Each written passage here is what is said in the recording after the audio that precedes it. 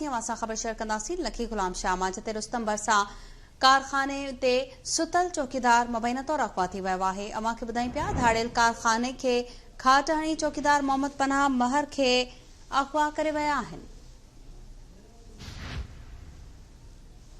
चौकीदार खे मुबैना तौर अगवा कयो वियो आहे।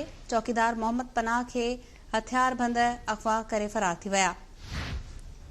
लखी गुलाम शाह मां ख़बरियूं पिया। रुस्तम शहर भरसां कारखाने ते सुतल चौकीदार मुबैना तौर अगवा थी वियो आहे।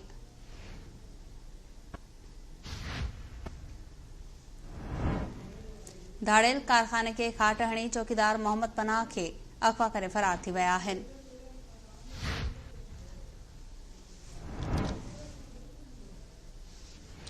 लखी गुलाम शाह मां ख़बरियूं पिया, जिते अगवा जो वाक़ियो पेश आयो आहे। अवां खे ॿुधायूं पिया चौकीदार खे अगवा कयो वियो आहे। तफ़सील मालूम कंदासीं। लाइन ते मौजूद आहे अब्दुल रज़ाक।